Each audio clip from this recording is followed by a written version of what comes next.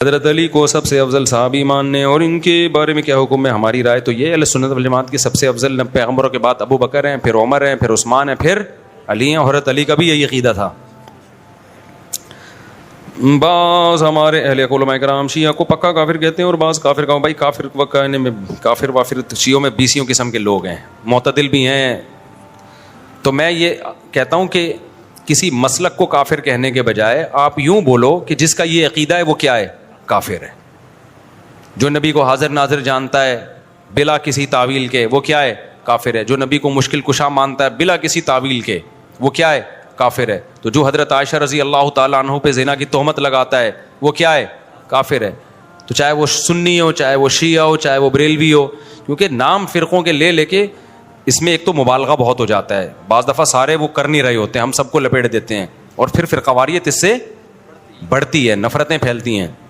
اپنے ملک کو پہلے بچاؤ. جو تو حالت ہو گئی ہے ہماری، لڑ کے ایک دوسرے کو ویسے ہی پڑھ کے کوٹ دیا ہم لوگوں نے.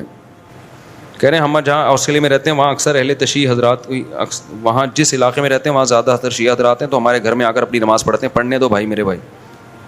وہ جائے نماز میں ڈیلا رکھتے ہیں، رکھنے دو. آپ کے گھر آگے نماز پڑھ رہے ہیں نا، کوئی آپ کے چوری تو نہیں کر رہا نا.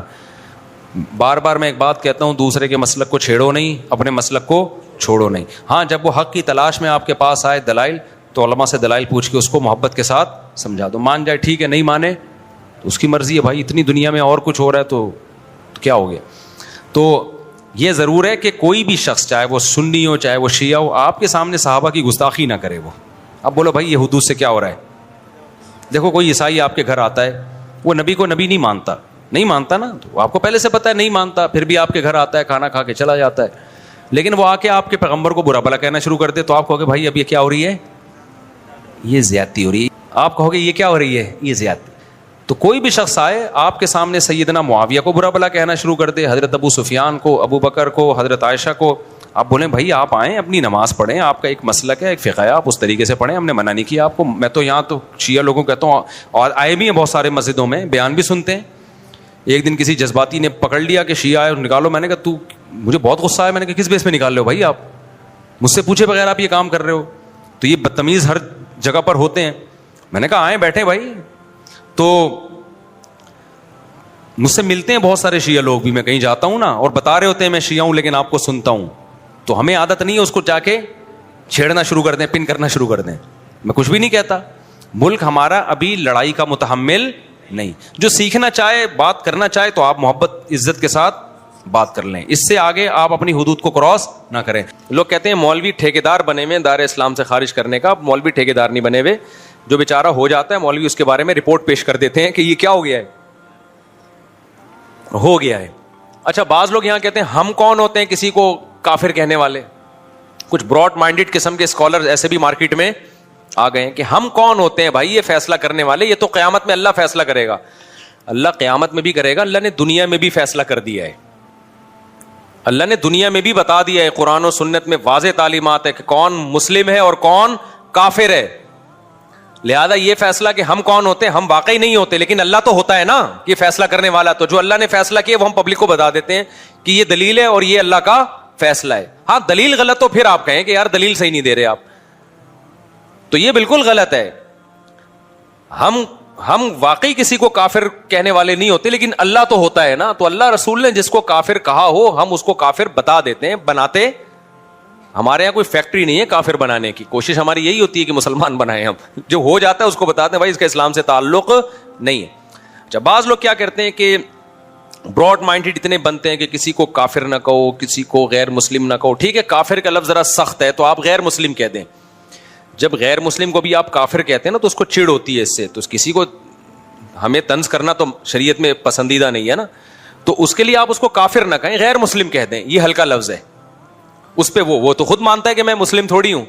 یہ ایک الگ بات ہے کہ ہم کافر کو کافر کے بجائے ہم کیا کہیں گے، ایک ادب تمیز کا لفظ استعمال کریں گے. بھائی یہ غیر مسلم ہے. جیسے قرآن نے بھی اہل کتاب کو اہل کتاب کہا، ایک رسپیکٹ دی نا ان کو. لیکن یہ تو نہیں کہا کہ یہ مسلم ہے، یہ تو نہیں کہا نا. اتنی رسپیکٹ تھوڑی دینی ہے کہ ہم افورڈ ہی نہ کر سکیں. بھائی آپ پیار سے کسی کو بیٹا کہہ دو، اس نے کہا نادرا میں بھی میرا نام ڈال دو. آپ نے کہا بھائی اتنی رسپیکٹ دوں گا جو میں افورڈ. ہاں اتنی نہیں ہوتی کہ آپ کو سگے بچوں میں اور محلے کے بچوں میں فرق ہی ختم ہو جائے, ایسا تو اپنے بچوں کے ساتھ تو ہو ہی نہیں ہے. تو اللہ نے اسلام کا ایک دائرہ رکھا ہے, اگر آپ ہر شخص کو اس اسلام کے دائرے میں لے آؤ گے تو مسلم غیر مسلم کی جو باؤنڈری ہے وہ کیا ہو جائے گی, ختم. اور اللہ یہ باؤنڈری کو قائم رکھا ہے, قیامت تک رہے گی. یہ فرق ہے اللہ کے ہاں, اس میں اس کے شرعی حکام ہیں. تو غیر مسلم کا ذبیحہ حلال نہیں ہے سوائے یہودی عیسائی کے, غیر مسلم سے نکاح جائز نہیں ہے سوائے یہودی عیسائی کے, اور غیر مسلم کے پیچھے نماز جائز نہیں ہے, وہ تو یہودی عیسائی ہو اس کے پیچھے بھی جائز نہیں ہے. سمجھتے ہو کہ نہیں سمجھتے؟ تو یہودی عیسائی ایسے غیر مسلم ہے کہ ان کو اللہ نے 2 پروٹوکول دے دیے کہ ان کی عورت سے نکاح کر سکتے ہیں, ان کے مرد سے نہیں ہو سکتا. نمبر 2, وہ جب جانور ذبح کریں گے تو وہ حلال ہے ہمارے لیے. یہ صرف عیسائی اور یہودی کو پروٹوکول دیا. مسلمانوں میں کوئی مشرک ہو جائے اس کو یہ پروٹوکول نہیں دیا, اس کی کوئی دلیل نہیں, کیونکہ وہ بڑا مجرم ہے نا, توحید میں پیدا ہو کے شرک کر رہا ہے. ارے عیسائی تو پیدا عیسائی گھرانے میں ہوا نا, اس کا جرم ہلکا ہے. مسلمان پیدا توحید میں ہوا, ہمیشہ ایاک نعبد و ایاک نستعین پڑھتا ہے اور جاتا پھر مزاروں پہ سجدے کرتا ہے, تو یہ بڑا مجرم ہے. اس کا ذبیحہ حلال نہیں ہے, ایسی عورت سے نکاح جائز نہیں ہے. سمجھتے ہو؟ کیونکہ یہ ارتداد کے حکم میں ہے, مرتد کے حکم میں. اب کیا مسئلہ ہے کہ یہ جو اسلام کے دائرے میں لوگوں نے کہا ہے کہ بھائی ہم نے جوڑ پیدا کرنے کے لیے اب ہر ایک کو ہم مسلم ہی سمجھیں گے یا سب کے پیچھے نماز جائز ہے, یہ بھی غلط ہے. بعض لوگ یہ کہتے ہیں نماز ہم تو بھائی ہر ایک کے پیچھے پڑھ لیتے ہیں, ہمیں اس سے کوئی غرض نہیں, ہم براڈ مائنڈیڈ لوگ ہیں. تو براڈ مائنڈیڈ بننے کی بھی ہمیں اتنی اجازت ہے جتنی شریعت نے اجازت بولو دی. نہ اتنے کڑوے بنو کہ لوگ تھوکنا شروع کر دیں, نہ اتنے میٹھے بنو کہ لوگ نگلنا شروع کر دیں. ہمارے ابا کا ملفوظ ہے یہ. وہ ہوا یہ تھا کہ ایک انٹی آ کے نا ہمارے گھر میں بیٹھی رہتی تھی 24 گھنٹے, ہماری والدہ کی دوست بن گئی تھی وہ.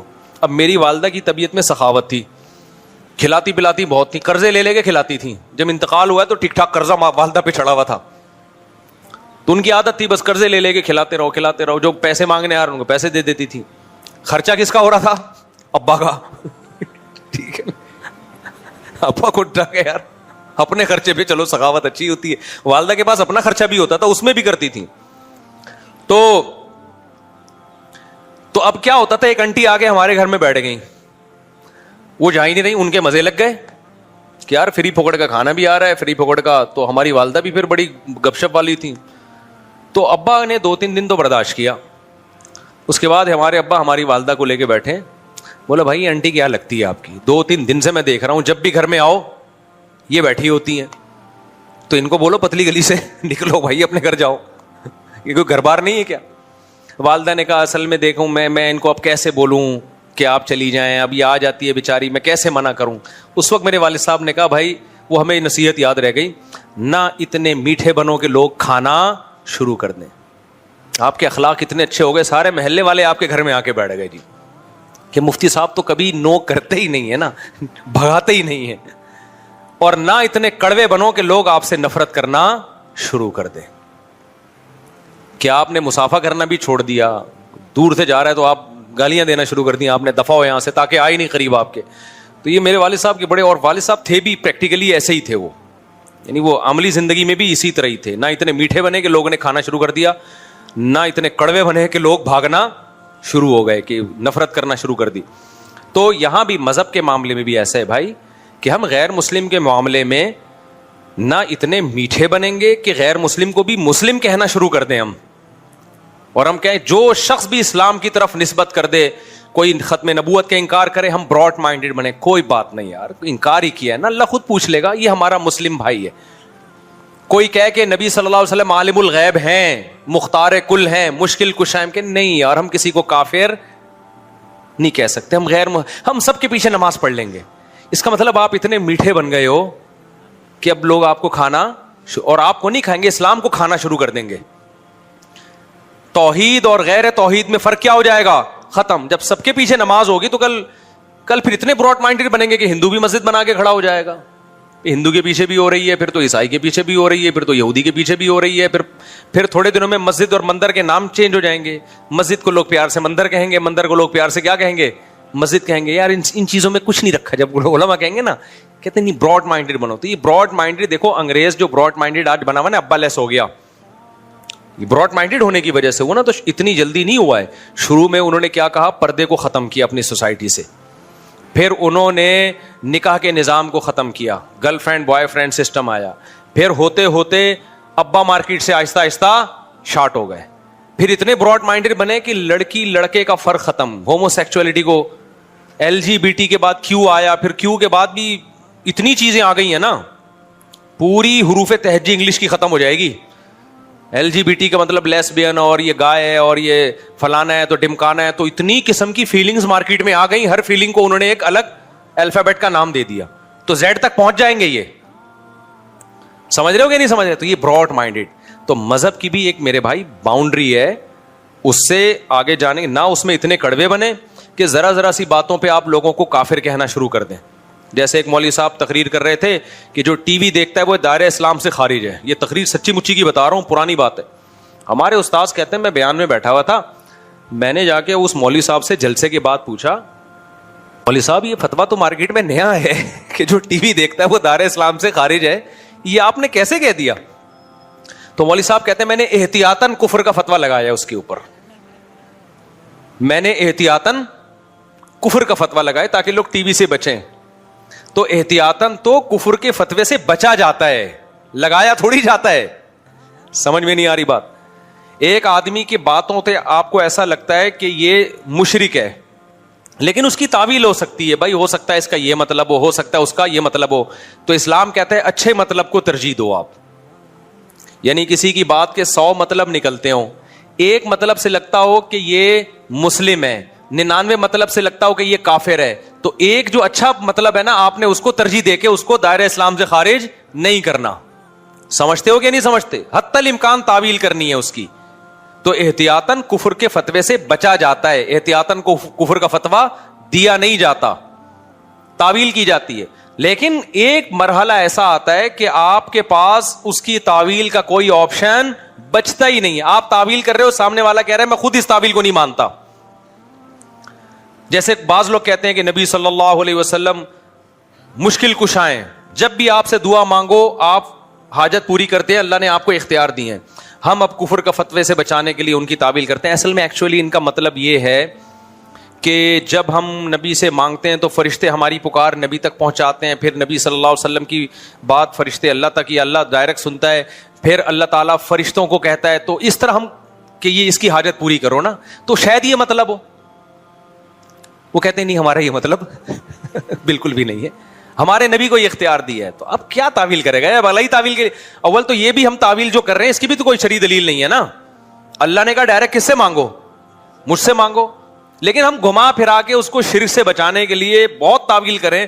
اگلا کہے نہیں بھائی یہ آپ خود کر رہے ہو, میں تو اس بات کو مانتا ہوں کہ یہاں سے آپ نبی کو پکارو گے, نبی وہیں سے یہیں سے بیٹھے بیٹھے ہماری پکار سنیں گے, اور اللہ نے آپ کو یہ خود بخود اختیارات دیے ہوئے, آپ جو چاہیں اپنی قبر میں بیٹھے بیٹھے کر سکتے ہیں, لوگوں کی حاجت پوری کر سکتے. اب اس کا کوئی مطلب میرے بھائی بنتا نہیں ہے. پھر بھی آپ کو دائرہ اسلام میں لانے کا شوق ہے تو پھر تو عیسائی بھی دائرہ اسلام میں. عیسائی توحید کا لفظی طور پہ منکر نہیں ہے, نبوت کا منکر ہے, جبکہ اللہ کی نظر میں توحید کا منکر نبوت کے منکر سے زیادہ بڑا مجرم ہے. سمجھتا نہیں ہے نا بات کو؟ اللہ کے ہاں توحید کا انکار کرنے والا نبوت کے انکار کرنے والے سے زیادہ بڑا مجرم ہے. تو شرک چاہے بتوں کو خدا کے ساتھ شریک کرو چاہے پیغمبر کو کرو, اللہ کی نظر میں دونوں مجرم کیا ہیں؟ برابر کے مجرم ہیں. سمجھتا ہے بات کو؟ تو اس لیے اتنا براڈ مائنڈڈ بھی نہ بنے کہ آپ نے ہر دائرہ اسلام اتنا وسیع کر دیا کہ پوری روئے زمین اس میں آ گئی ہے, تو فرق ہی ختم ہو گیا. اور نہ اتنا چھوٹا کریں کہ ٹی وی دیکھنے والا بھی کیا ہے؟ دائرہ اسلام سے خارج ہے. لیکن ایک دائرہ ہے, اس کے فقہی حکام ہیں, تو اس کے پیچھے نماز, غیر مسلم کے پیچھے نماز جائز ہے. اگر امام کا آپ کو پتا ہے کہ یہ صاف لفظوں میں کہتا ہے کہ نبی مشکل کشائیں حاجت روائیں, تو اس کے پیچھے نماز نہیں ہوگی, کیونکہ غیر مسلم کی اقتداء میں نماز نہیں ہوتی. سمجھتے ہو؟ بعض لوگ کہتے ہیں ہم نہیں پڑھیں گے تو فتنہ ہوگا, تو فتنے سے بچنے کے لیے پڑھ لو بعد میں لوٹا لو. یہ براڈ مائنڈڈ ہے. ہم کہتے ہیں کڑوے نہ بنو کہ لوگ تھوکنا شروع کرتے ہیں, وہاں جا رہا ہے ادھر جماعت ہو رہی, ادھر اپنی الگ سے نماز پڑھ رہا ہے, تو پبلک پکڑ کے کوٹ دے گی تمہیں. پبلک کیا کرے گی؟ پکڑ کے کوٹ دے گی. اور پھر آپ کو حق پرستی کا بھی شوق ہے, آپ لوگ کہہ رہے ہیں بھائی ہاں امام کے پیچھے نہیں پڑھ رہے, کہہ رہے ہیں ان کا عقیدہ شرکیہ ہے, یہاں فتنہ پھیلے گا. تو بھائی چھوڑ دے, اپنی نماز پڑھ, پتلی گلی سے نکل. تو کیا ٹھیک کرے گا کیا عقیدہ کسی کا؟ کے دیکھو آج جو اتفاق پیدا کرنے کی کوشش کی میں بھی شیعہ سنی لڑائی کا ہرگز قائل نہیں ہوں, لیکن اتفاق کی ایسی کوشش کہ آپ کی پہچان ہی ختم ہو جائے. یہ اتفاق پائیدار نہیں ہوتا. اتفاق کا مطلب ہے لڑو مت, بس ایک دوسرے کا احترام کرو, معاملات ایک دوسرے سے صاف رکھو, ایک دوسرے کو گالی گلوچ مت دو, لڑو مت. اتنا اتفاق ہم بھی مانتے ہیں. ایک دفعہ مجھ سے کسی نے کہا کہ بھائی مسلمانوں میں اتحاد پیدا کرنے کے لیے ضروری ہے کہ ہم سب ایک دوسرے کے پیچھے نمازیں پڑھیں. سمجھ رہے ہیں, یعنی ہر فرقے کے پیچھے نمازیں پڑھیں. میں نے کہا یہ اتحاد کی یہ کوشش پائیدار نہیں ہے. اگر ایک آدمی کا خیال یہ ہے کہ یہ جو نماز پڑھ رہا ہے یہ میری تحقیق کے مطابق صحیح نہیں ہے, تو آپ اس کو زبردستی مجبور نہ کریں کہ وہ اس کے پیچھے نماز پڑھے. جیسے ہندو اور مسلمانوں میں اگر اتحاد پیدا کرنا ہو, میں ہندو مسلمانوں کی مثال شیعہ سنی پہ فٹ نہیں کر رہا, ایک خارجی مثال دے رہا ہوں بالکل. تو اس کا ایک طریقہ تو یہ ہے کہ بھائی لڑو نہیں آپس میں, وہ مندر جائے اور تم کہاں جاؤ, مسجد جاؤ. لیکن آپ ایسے شروع کر دیں کہ اگر ہندو نماز پڑھائے تو مسلمان اس کے پیچھے نماز پڑھ لیں, ایسا نہیں ہوگا بھائی, کیونکہ ہماری رائے کے مطابق پھر نماز ہوگی نہیں. تو اسی طرح کوئی مسلمان نماز پڑھا رہا ہے مگر اس کا فقہ یہ کہ وہ بغیر وضو بھی نماز کا قائل ہے, اس کا فرقہ یہ کہتا ہے, تو ہم اس کے پیچھے پڑھ لیں گے؟ ہے بھائی, نہیں پڑھیں گے. ہم بولیں گے بھائی ہماری رائے کے مطابق آپ کی نماز نہیں ہو رہی. اگر آپ کا فقہ یہ کہتا ہے کہ بغیر وضو بھی ہو جاتی ہے تو ٹھیک, آپ پڑھتے نا, ہم آپ کو نہیں چھیڑ رہے, لیکن ہماری تحقیق یہ کہ نہیں ہوتی. تو اسی طرح میرے بھائی, اگر میرا کسی کے بارے میں عقیدہ ہو کہ یہ شرک کا مرتکب ہے اور میں اس کے پیچھے نماز نہ پڑھوں تو اس کو فرقہ واریت نہیں کہتے. سمجھ رہے کہ نہیں سمجھ رہے؟ ہاں, لڑے نہیں. دنیا میں درجنوں نظریات کے لوگ ہیں, درجنوں فرقے ہیں, درجنوں مذاہب ہیں, آپس میں محبت سے رہیں. عبادت ہر شخص اپنے اپنے اخپل طریقے سے کرے گا. بہت دنوں سے اخپل کا لفظ نہیں آیا تھا. اسی طرح میں سمجھتا ہوں یہ مشرک تو نہیں ہے, تو توحید پرست, مگر اس کی نماز قرآن و حدیث کے خلاف ہے بالکل, اور ایسی مسٹیک کر رہا ہے جس سے میری رائے کے مطابق نماز ہی نہیں ہوتی. تو بھی مجھے یہ رائٹ حاصل ہے کہ میں اس کے پیچھے نماز نہ پڑھوں, مگر میں اپنی تحقیق اس پہ تھوپ نہیں سکتا زبردستی. تھوپیں گے تو پھر قواریت بڑھے گی. بہت مشکل ہے بھائی, بہت مشکل ہے سمجھانا. تو مجھے لوگ پوچھتے ہیں کہ فلاں کے پیچھے نماز پڑھو, میں کہتا ہوں بھائی نہیں پڑھو. کہنے سے فرقواریت پیدا ہوگی. میں نے کہا نہیں ہوگی فرقواریت پیدا. اگر آپ کی رائے کے مطابق اس کی نماز قرآن و سنت کے مطابق نہیں ہے تو آپ نہ پڑھیں. شیعہ سنی ہمیشہ سے آئے ہیں اور ایک دوسرے کے پیچھے نمازیں بعض نے پڑھی بھی ہیں, بعض نے نہیں بھی پڑھی ہیں, اور یہ بھی حدیث سے ہمیں ملتا ہے. دیکھو بنو قریظہ میں رسول اللہ صلی اللہ علیہ وسلم نے صحابہ کی جماعت کو بھیجا اور کہا کہ عصر کی نماز کا وقت جب تک عصر وہاں پہنچ کے پڑھنا ہے. مشہور حدیث ہے. راستے میں نماز قضا ہونے لگی. صحابہ کی ایک جماعت کا خیال تھا بھی نماز کا ٹائم ختم ہو رہا ہے, ہم پڑھیں گے نماز. دوسری جماعت کا خیال تھا کہ بھئی نبی نے تو اجازت نہیں دی. انہوں نے کہا بھئی اس لیے نہیں دی کہ نبی کو تھوڑی معلوم تھا کہ نماز قضا ہو جائے گی. ایک فریق نے نماز پڑھی اور ایک نے نماز نہیں پڑھی. اب آپ یہ تو نہیں کہہ سکتے جنہوں نے نہیں پڑھی انہوں نے ان کے پیچھے کیوں نہیں پڑھی, کیا وہ ان کو کافر سمجھتے تھے؟ بھائی مسلمان سمجھتے تھے, لیکن ان کا خیال یہ تھا کہ حدیث کا جو مطلب ہم بیان کر رہے ہیں وہ ٹھیک ہے, یہ جو مفہوم پیش کر رہے ہیں وہ ٹھیک نہیں ہے. نبی نے جب منع کر دیا تو ان یہ غلط کر رہے ہیں نماز پڑھ کے, لہذا انہوں نے نہیں پڑھی نماز. اور جب انہوں نے مقام پہ عصر کی پڑھی تو یقیناً انہوں نے یہ چونکہ پڑھ چکے ہیں, یہ تھوڑی پڑھیں گے ان کے پیچھے عصر کی نماز, ان کی تو ہو گئی ہے. تو دونوں فریقوں نے ایک دوسرے کے پیچھے نماز نہیں پڑھی, مگر اس کے باوجود نبی نے دونوں کو ملامت نہیں کی, کیونکہ ایک کا کانسیپٹ یہ تھا کہ بھئی یہ حدیث کے مطابق پڑھنا واجب ہے, ایک کا کانسیپٹ یہ تھا کہ حدیث کے مطابق چھوڑنا واجب ہے. نہیں پڑھی, اپنی اپنی رائے پر عمل کیا. نبی کے پاس پہنچے, نبی نے کسی کو ملامت نہیں کی. نہ تو نبی نے یہ کہا یہ جنت میں یہ جہنم میں, یہ بھی نہیں کہا, کیونکہ دونوں کا مقصد اللہ اس کے رسول کو فالو کرنا تھا. اور نہ نبی نے یہ کہا کہ تم نے ان کے پیچھے نماز نہیں پڑھی تو کیا تم ان کو کافر سمجھتے ہو ہیں, کیا وہ انسان نہیں ہے؟ کچھ بھی نہیں کہا. تو عین ممکن ہے کہ میری رائے کے مطابق کسی کے پیچھے نماز نہ ہو رہی ہو تو میں نہیں پڑھوں گا اس کے پیچھے نماز. آپ مجھے گن پوائنٹ پہ مجبور نہیں کر سکتے, اور اس کی نماز میرے پیچھے اس کی رائے کے مطابق نہیں ہو رہی تو نہ پڑھے, کچھ کوئی حرج نہیں ہے اس میں. ہاں بلا وجہ کفر کے فتوے لگا کے ایک دوسرے کے پیچھے نمازیں چھوڑ دینا یہ غلط ہے. نہیں آ رہی بات سمجھ میں؟ بلا وجہ ذرا ذرا سی باتوں کو اچھال کے وہ اس کے پیچھے, مسجدوں میں 2-2 3-3 جماعتیں ہو رہی ہیں, اس نے امام صاحب نے اس سے قرضہ لیا چونکہ واپس نہیں کیا تو اس کی رائے میں امام صاحب فاسق ہیں, لہذا دوسرا امام اپنے لیے الگ سے لے کر آ رہی ہے. ٹھیک ہے نا, وہ ان کے پیچھے پڑے گا, وہ یہ غلط ہے. بڑا اختلاف جہاں آئے گا تو وہاں نمازوں کو ہم اجازت نہیں دیتے. تو شیعہ اور سنی کا اختلاف چھوٹا نہیں ہے, بلکہ بولو بھائی بڑا اختلاف ہے. ہم تمام صحابہ کو حجت سمجھتے ہیں, وہ حضرات اہل بیت کو زیادہ فوکس کرتے ہیں. جو ان میں معتدل ہیں ان کی بات کر رہا ہوں, جو معتدل نہیں ہے, جیسے ہم میں جو معتدل نہیں ہے تو ان میں بھی کچھ ہیں, تو یہ تو اعتدال سے ہٹے ہوئے لوگ تو ہر جگہ ہوتے ہیں. وہ جو ہے ان کی نماز کا طریقہ ہم سے بالکل ڈفرینٹ ہے. سمجھ رہے کہ نہیں سمجھ رہے؟ ابھی میں اس ڈیٹیل میں نہیں جاؤں گا, وہ آپ انہی کے علماء سے جا کے پوچھ لیں کہ بھئی آپ کے یہاں کیا کیا ہے. ہمارے مجھے اس سے بھی بحث نہیں ہے کہ وہ کیا کر رہے ہیں ہم کیا کر رہے ہیں. میں لڑنے کا قطن قائل نہیں ہوں. یہاں آتے ہیں شیعہ لوگ بھی آتے ہیں, مجھ سے ملتے ہیں, میں تمیز سے ملتا ہوں, چائے پلاتا ہوں, سر پہ ہاتھ بھی رکھ لیتا ہوں. بہت اچھا. شیعہ علماء سے بھی سلام دعا ہے ہماری, بیٹھتے ہیں بات کرتے ہیں. ہاں بھائی السلام علیکم. وعلیکم السلام. منڈی والان خالے دیغت میں خوندی کھڑے دے, چائے پیئیں. وعلیکم السلام. لکم دینکم ولی دین. بھائی آپ جائیں امام بارگاہ میں نماز پڑھے, وہاں اپنی مسجد میں نماز پڑھے, ہم جا رہے ہیں اپنا جمعہ پڑھانے. ٹھیک ہے, تو یہ ہمیشہ سے ہوتا آ رہا ہے. فرقواریت پھیلتی ہے جب آپ ایک دوسرے کے خلاف غلط زبان. شیعہ صحابہ کو کھلے عام گالیاں دے گا, کوئی دے گا تو فرقواریت پیدا, بولو نا بھائی, ہوگی. پھر سنیوں کے جذبات بڑھیں گے, پھر مار کٹائی, دنگا مستی سب ہوگا. تو فرقواریت پہ کنٹرول کرنے کے لیے شیعہ علماء کی ذمہ داری ہے کہ وہ اپنی عوام کو ان صحابہ کو برا بلا بولنے سے منع کریں جن سے محبت ہمارے ایمان کا جز ہے, جن کے لیے کٹنا مرنا ہم اپنے ایمان کا حصہ سمجھتے ہیں.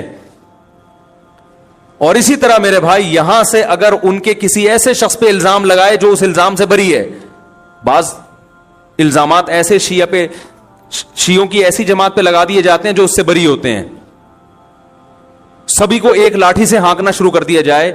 میں نے بھی شیعوں کا مطالعہ کیا ہے اور کچھ شیعہ لوگوں سے جب میں ملا ہوں تو مجھے ایک چیز کا اندازہ ہوا کہ سب شیعہ کے وہ نظریات نہیں ہوتے جو ہم پہلے سمجھا کرتے تھے.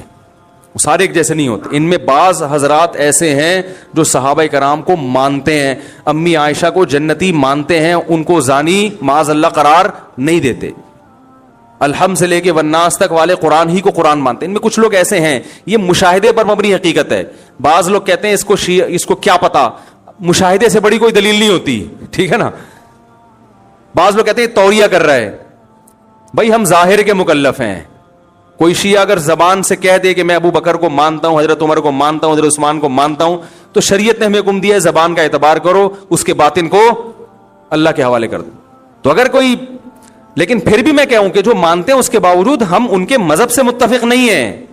میری جب جی ٹی وی پہ ٹاک ہوئی, بات چیت ہوئی شیعہ عالم کے ساتھ, تو میں نے پہلے یہ کہہ دیا کہ میں آپ کے مسلک کو ٹھیک نہیں سمجھتا. یعنی میں جو جوڑ کی بات کر رہا ہوں اس سے یہ کہیں نہ لوگ لے کے جائیں کہ میں شیعہ مذہب کو ہی درست سمجھتا ہوں. نہ میں نہیں سمجھتا. میں نے کہا جیسے آپ ہمارے مذہب کو درست نہیں سمجھتے, اس لیے کہ اگر میں آپ کے مذہب کو درست سمجھتا تو سوال پھر میں ہو کیوں نہیں آتا وہ, اور اگر آپ میرے مسلک کو درست سمجھتے ہیں تو سوال پیدا پھر آپ سنی بن کیوں نہیں گئے. بھائی جب ایک چیز کو میں درست سمجھ رہا ہوں تو مجھے چاہیے نا کہ میں ہو جاؤں وہ, لیکن مار دھاڑ والا طریقہ غلط ہے.